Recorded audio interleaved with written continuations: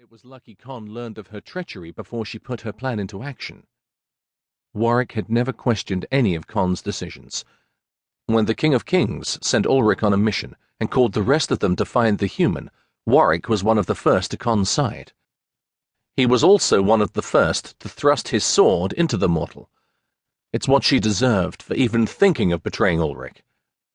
Ulric hadn't just sheltered her, clothed her, fed her, and loved her. He was going to bind himself to her, which would have ensured she become immortal and live as long as he did. The kings were doing Ulric a favour in taking the mortal's life, or so Warrick thought until Ulric returned. To this day, thousands of years later, Warrick still wasn't sure if Ulric was angrier at them for killing his woman, or Con for going behind his back. Either way, the kind, laughing King of Silvers changed. Ulric became hard, grim, and relentless in his destruction of humans. He had killed without thought, without conscience. His silvers, some of the largest dragons, were right by his side. Since the kings were supposed to protect the mortals, Con had no choice but to stop Ulric. Except the humans began to kill dragons. Warrick still dreamed of those days. The angry roars of the dragons, the bellows of fury from the humans. Then there were the dying cries of the dragons and the screams of pain from the mortals. But that wasn't the worst. The worst was when the kings had to open the dragon bridge and send their dragons to another realm.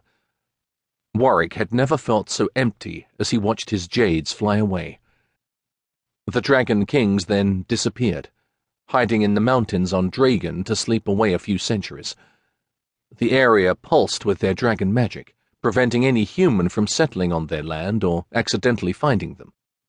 After that, the dragon kings hid in plain sight among mortals, only taking to the skies in their true form at night or during a thunderstorm when no one could see them. Unlike the other dragon kings, Warrick had a different view of the beings that shared their realm. He didn't hate the humans for what happened. However, he wished he didn't sympathize with them or understand that they feared the power and magic of the kings. Warrick wanted to hate the mortals, but he found them interesting, fascinating. Their lives were so short that they lived each day to the fullest. Their bodies so frail, but still they did daring, dangerous things. Nothing held them back. Some were astonishingly intelligent, while others captivated him with their works of art, be it painting, music, dance, or singing. Humans were inferior to kings in their magic, mortality, and senses, and yet Warrick was enchanted by them.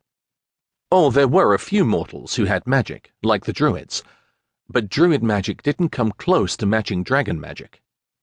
Warrick went to another website that had entertainment news about Hollywood's actors. His addiction to the site was one he kept closely guarded. He loved learning who was dating who, which actor got what role, and anything else he could find. Especially anything about Usail, the queen of the Light Fae, who had been masquerading as an actress for several years now. He was deep into a write-up on a new couple alert when there was a quick knock. His door opened and Ryder poked his head inside. Warrick easily clicked on another tab to hide what he had been reading. Ryder's blonde hair was messy from his fingers running through it. That was an indication that he had been diligently monitoring the room full of computers and found something interesting. "Busy?" Ryder asked. Warrick closed the laptop and motioned him inside. "You look wired." "I am." Ryder's smile was large, his hazel eyes wide as he walked into the room and shut the door behind him. "I thought Darius would recruit you to wake up everyone with him." Warrick still couldn't believe Con wanted every dragon king woken, but then again, they needed all kings to fight Ulric and the Dark Fae.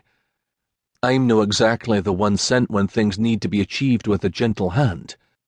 "You're mellow, Warrick. You just prefer to be on your own." "Exactly." Not to mention he had a hard time talking to others, even kings.